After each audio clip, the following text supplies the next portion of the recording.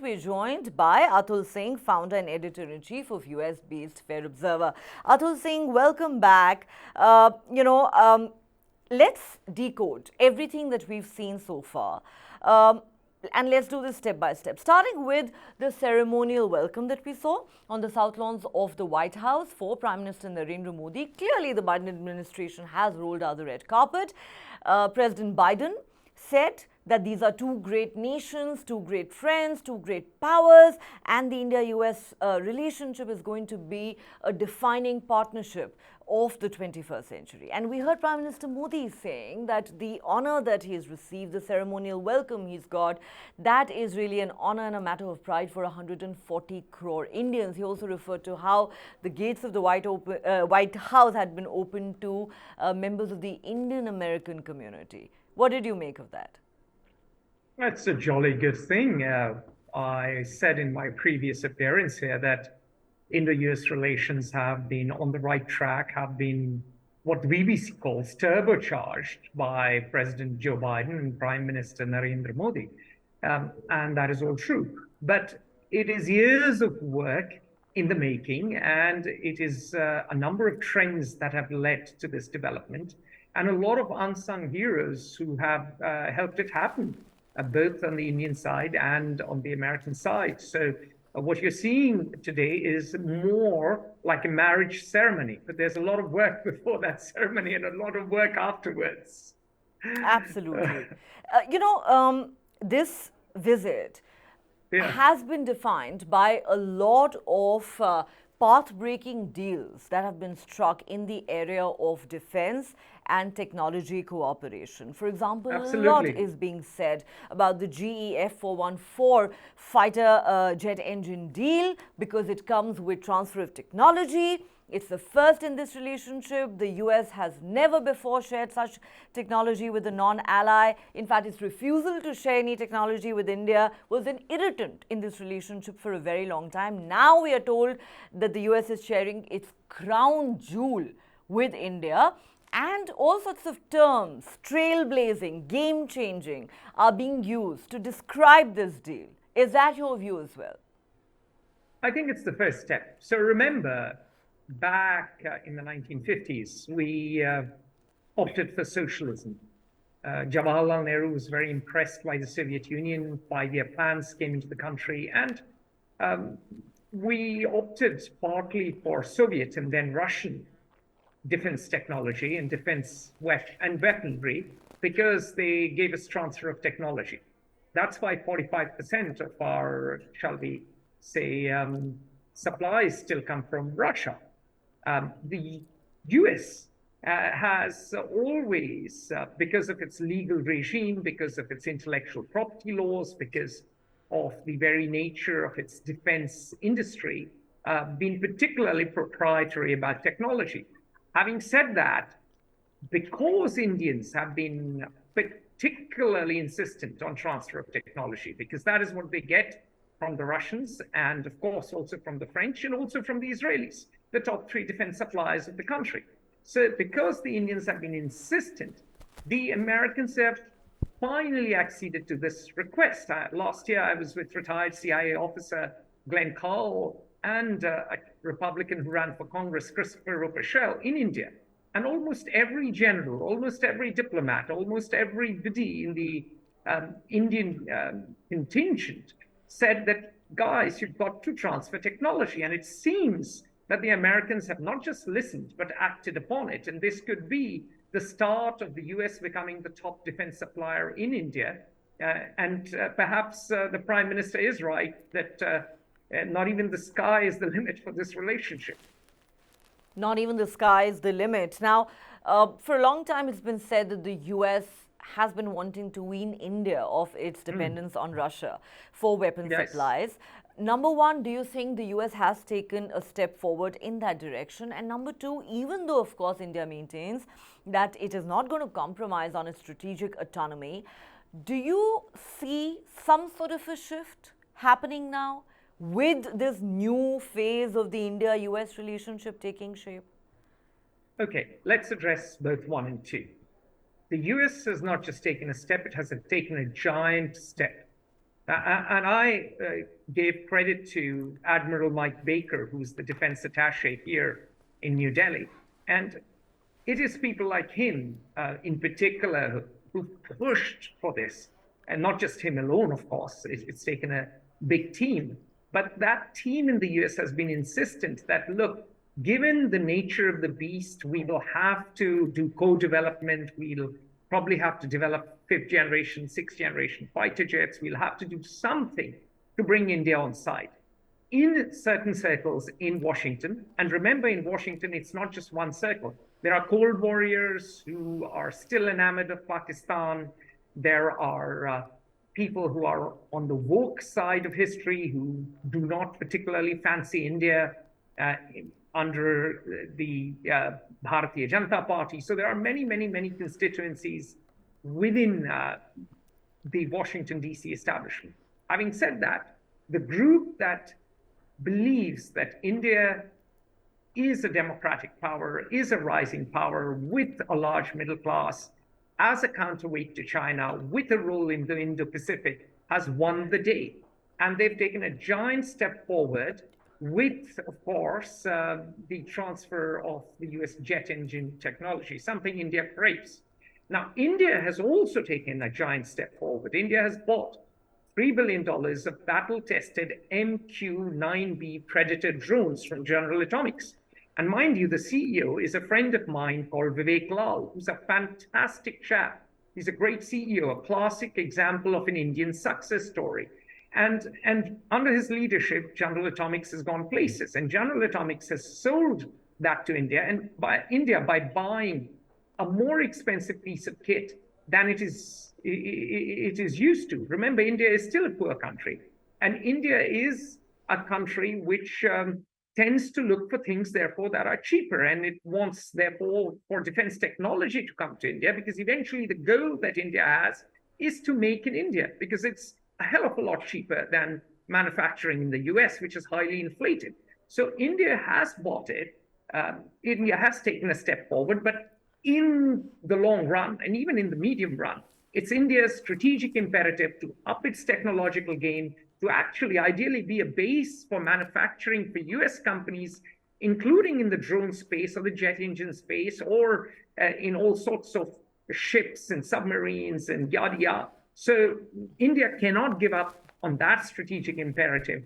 And so at the moment, things are certainly directionally right. And we just need to keep going. There are tons of things to do. It's just the first step. It's just the first step. But like I said, some very significant steps have been taken. Extremely. We concur. Yes. We are in violent agreement. Yes, I'm glad to hear that. Interesting choice of words, I must say. So I just want to draw the viewers' attention to some of the really important deals that have been struck during this visit. We talked about the fighter jet engine deal with the MOU being signed between Hindustan Aeronautics Limited and GE. Correct. Then there is the $3.5 billion Predator drone deal, which we are told is going to substantially enhance India's surveillance and strike capabilities. Micron is likely to invest in setting up a $2.75 billion semiconductor facility in India. That's going to be in Gujarat, correct? And then on quantum, advanced computing, artificial intelligence, the two countries have established a joint Indo-US quantum coordination mechanism, which will facilitate joint research between the public and private sectors. India has joined the Artemis Accords, and there has been forward movement on H-1B visa rules as well, which we are told are now going to be tweaked. So this is really a whole cluster of very important developments that have taken place in the course of this visit. Therefore, it would not be an overstatement to say that this visit has been historic in more ways than one. Yes, absolutely. And I would like to add one fact which you forgot to mention, and which is hugely significant. India and the US basically now are very close trading partners. It's $130 billion annually in goods alone. And both sides had 6 separate trade disputes at the World Trade Organization. And all of them have been resolved, including one involving tariffs. That is hugely significant because ultimately trade is the glue that binds two big powers or two countries together. So this trip is phenomenally significant. It is historic. And the agreements that you mentioned are all jolly good. And now we have to go further and build on from here. That, okay, there has been a meeting with Micron, but there must be follow-up with investment, with development, and we should use this to follow up, because one of the things that often is extremely significant after these big summits is follow-up. And a lot of times, many summits have a lot of sound and fury, but eventually they end up not with a bang, but with a whimper. So I'm not saying that'll happen, but we've got to keep our eye on the ball. Got to keep our eye on the ball.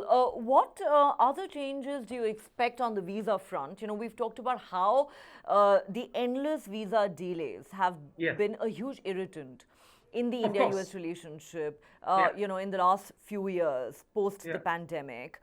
They're talking about tweaking the H-1B visa rules, which means that you may not have to now fly out of the US. You can get, you know, a reissuance done while you're still in that country. But there is still that issue of having to wait for 2 years or 3 years to be issued a visa, let's say to an Indian student or an Indian visitor. And, you know, some people have pointed out the irony of how citizens of China that the US actually has strained ties with get a US visa in no time. While India, which is a friendly country and a very strong partner now, has to wait for years to get a visa.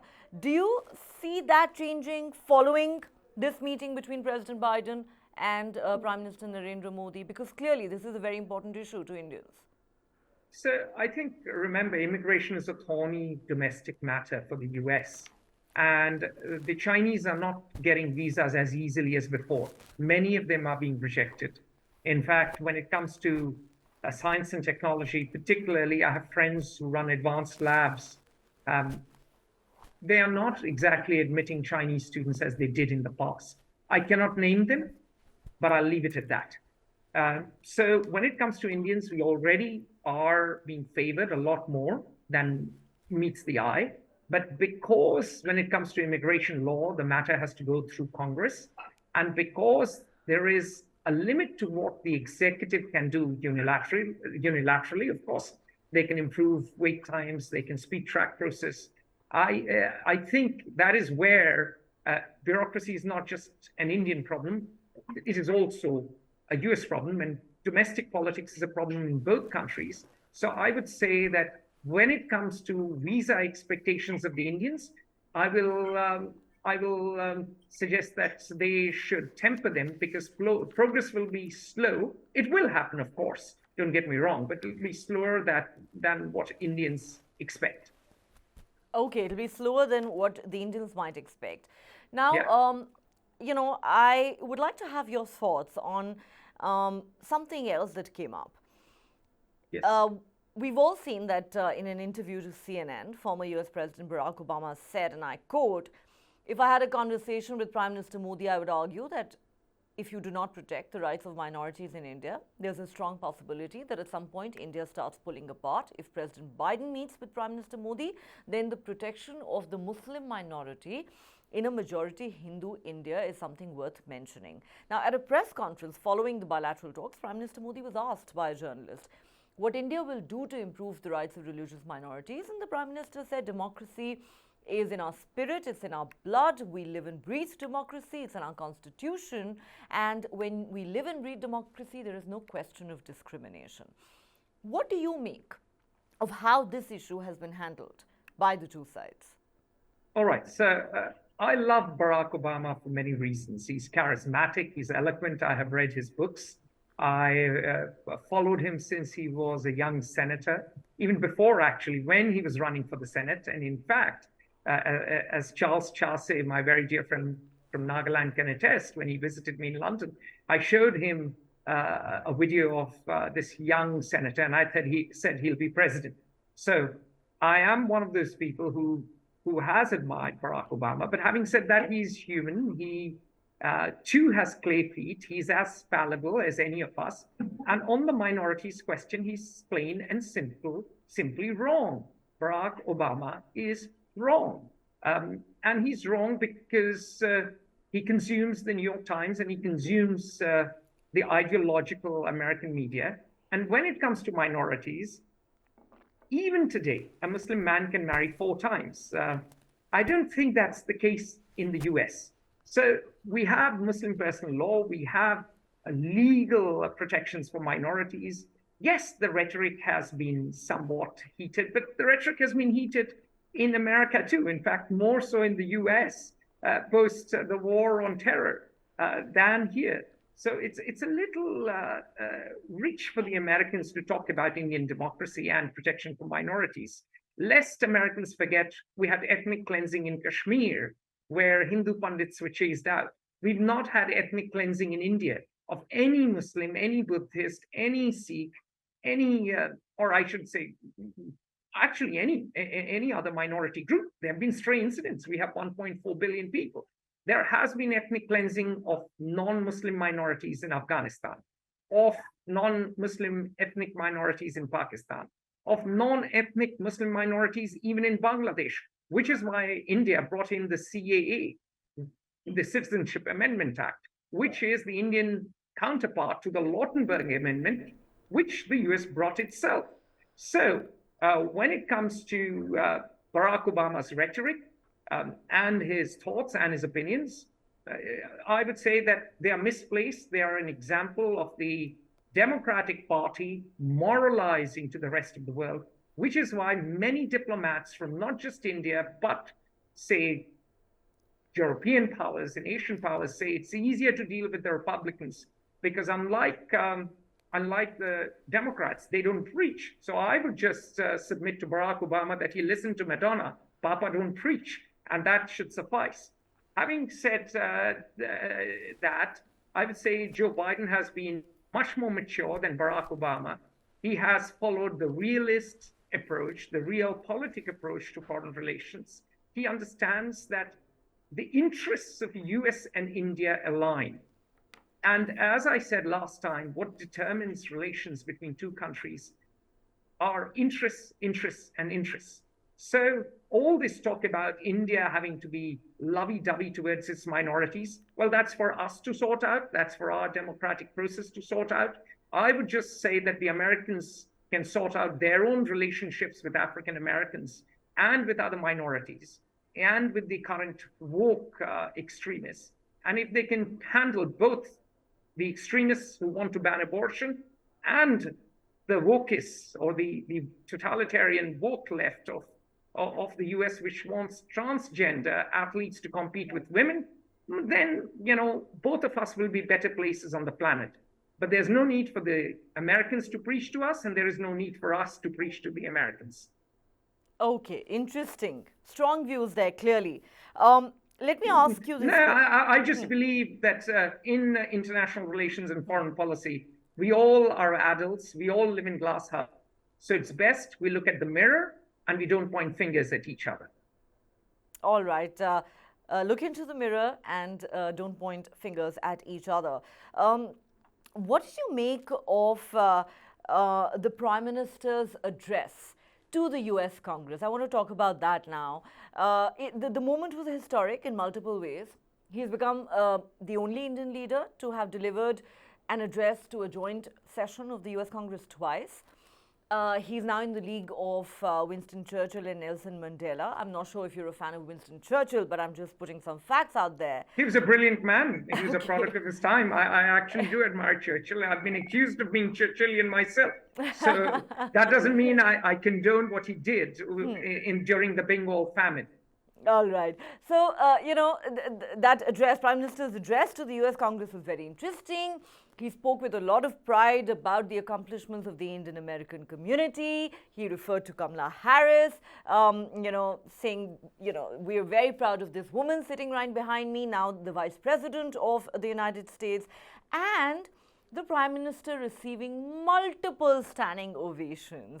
his punchlines were clearly a hit in the US Congress. What did you make of his speech and the reactions to it? And of course, there were those three women who decided to boycott the address as well. I'm sure you will Yeah. have some advice for them too, just the way you have plenty of advice for Obama.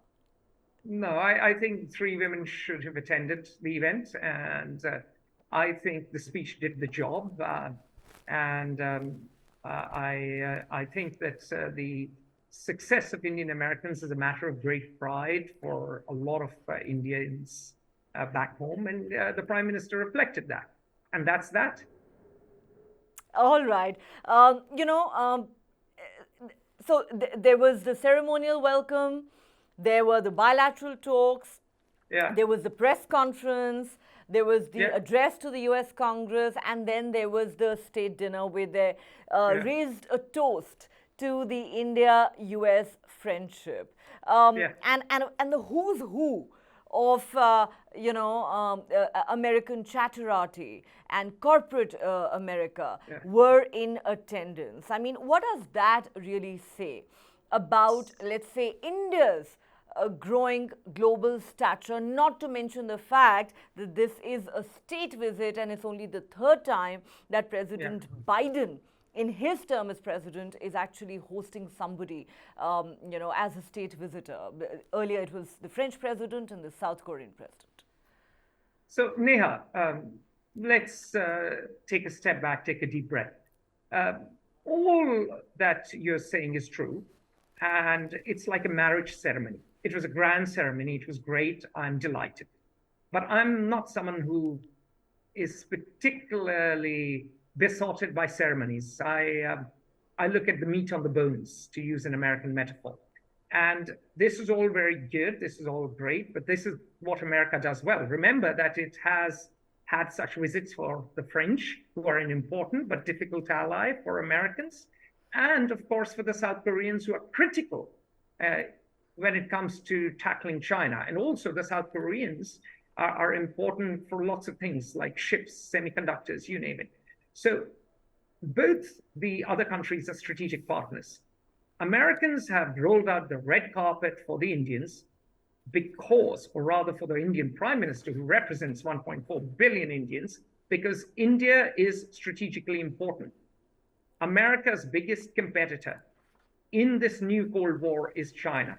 And the Cold War is really ice cold. At the moment in Washington, no Chinese or Russian diplomats are ever invited at any soiree or at any reception. I've been to a number of them. There is a real feeling both amongst Republicans and Democrats that they have to confront China, they have to take on China to basically retain America's top dog status in the world. There is Professor Graham Allison of Harvard Kennedy School, who's written the Thucydides Trap about the clash between ruling and rising powers. So for the US, now India is the frontline state to contain China. So obviously we are important. We are important geopolitically. We are important economically. We've got a huge young population that can provide cheap labor for Americans. We are a market for American goods and services. We are a place where American investment flocks to for returns. So India now has a huge significance for the US.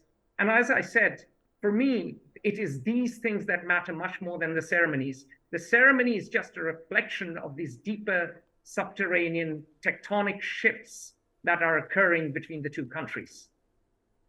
You mentioned China, and yes, a lot has been said about how the US does see India as a countervailing force against China. Without naming the country, the Prime Minister, in fact, did make a reference to China in his address to the US Congress, where he said that we want a free and inclusive Indo-Pacific. He's repeatedly Absolutely. talked about how the sovereignty and territorial integrity of countries needs to be respected. And he, again, in the context of the Indo-Pacific, he says it needs to be free from domination. How do you Yes. think the China factor would have been discussed between the two leaders and the two sides in these bilateral talks?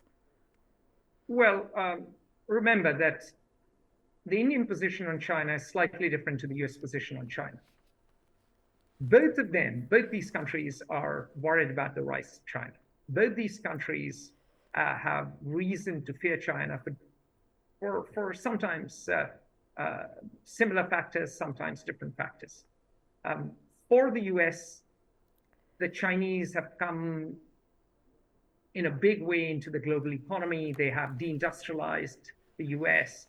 They have built infrastructure around the world. They have offered easy credit. They are the workshop of the world. So they can ramp up production of anything, whether it is drones or missiles or small naval vessels, you name it. China can build stuff at speed and scale. So the US rightly worries about the rise of China. Now, for India, India is worried about the rise of China and Chinese efforts to tie down India through its string of pearls policy. But India also has to live with China. India has a 3,400 odd kilometer border with China. And we've had just one war in history, really, 1962. We've had border clashes. And I've written a 13,000-word piece on this with retired CIA officer and retired RAW chief on this.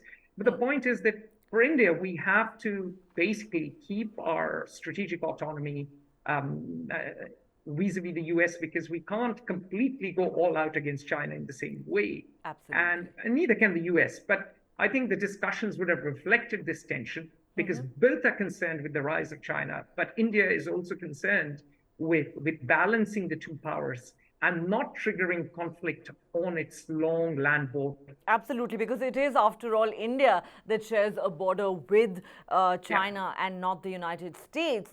Well, one thing that we can certainly agree on is that this visit has been not just high on optics, it certainly has been high on substance. On that note, Atul Singh, pleasure talking to you. Thank you so much for joining us and sharing your perspective with us. Always a pleasure. Thank you.